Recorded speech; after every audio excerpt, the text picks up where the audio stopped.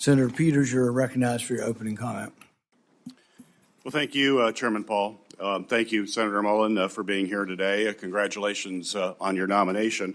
And I certainly appreciate your willingness to meet with me as well as my staff as we consider your nomination to serve as Secretary of the Department of Homeland Security. I'd also like to welcome your family who is joining us today and to thank all of them for their commitment to public service. We do it as a family, as you know. The Department of Homeland Security is a complicated organization with challenging operational dynamics. As everyone is well aware, many components within DHS are currently operating without funding. But let's be clear, Democrats are committed to funding TSA, FEMA, the Cybersecurity and Infrastructure Security Agency, and the Coast Guard while we negotiate much-needed ICE reforms. We tried to pass those bills by unanimous consent multiple times over the past 2 weeks. Unfortunately, Republicans have blocked those bills each and every time. Yesterday, the White House sent a letter laying out their latest offer, but the devil is always in the details. Administrative action is not enough. We need to pass real reforms into law. If Republicans really do agree with us that TSA and other personnel need to be paid, then they should join us and pass the bills to pay them today. We can do that while we continue to negotiate needed ICE reforms. But let me be clear, these are very straightforward reforms that we're asking for. We just want ICE to follow the same rules that our local police and our local communities follow every day. But DHS has faced management challenges since the start of the Trump administration, and over the past year, many of those challenges have unfortunately only increased.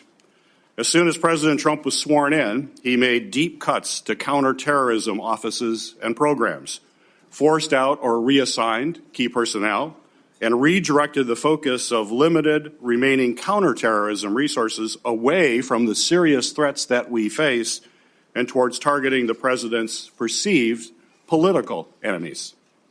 The administration has also gutted our nation's main cybersecurity agency, once again forcing out or reassigning highly talented personnel, slashing budgets, and limiting the agency's work to help private companies address significant cyber attacks and protect Americans from criminal hackers and support secure elections. The administration has also taken an axe to FEMA, cutting staff and freezing or delaying critical grant funding for everything from emergency food and shelter after a disaster to flood mitigation programs and security grants to nonprofits, including houses of worship. All these cuts and reassignments have been made at the expense of vital missions, including the core terrorism prevention and response mission the department was created to address. In doing so, the Trump administration has broken trust between law enforcement and the communities they are intended to protect, a break that will have a generational impact on public safety and security. And now, after President Trump's reckless war of choice against Iran, the threats to our nation have never been higher. In my home state of Michigan, just last week, we saw both a major medical device manufacturer get hacked by an Iranian-backed group and a horrific violent attack on Temple Israel, a Metro Detroit area synagogue. President Trump's unilateral and unchecked executive actions have put Americans at risk, and we need a steady, qualified leader at the Department of Homeland Security to address these serious threats. How the Homeland Security Secretary responds to a crisis sends signals to everyone, from the department's own personnel to the American people and to the entire world. It's not the role of the Secretary to be a cable news commentator in the wake of a crisis. The Secretary's role is to lead the response and work to ensure the department that they are leading isn't actually the cause of the crisis. A secretary who jumps to conclusions without the facts, as we saw in the case of Renee Good and Alex Preddy's killings, only worsens the situation and actually makes us less safe. This is a role where temperament matters, where judgment matters, and where experience matters.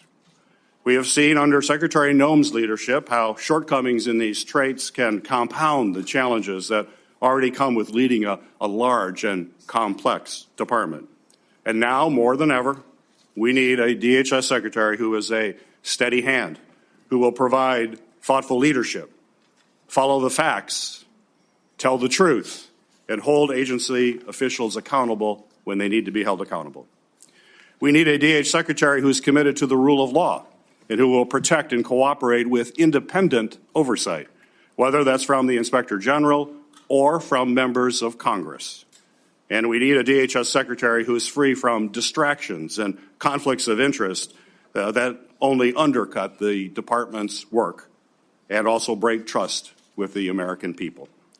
Senator Mullin, I appreciate you being here today to answer our questions about these concerns and your experience and qualifications for the job. And while I'm interested in hearing more about your vision for leading the department, I do have reservations about your readiness to take on such a significant role at such a critical time. I hope you will provide us with the substantive answers today and a candid recognition of where this administration has fallen short on safeguarding our homeland security as you seek to lead the department as our nation faces ongoing security threats and war with Iran.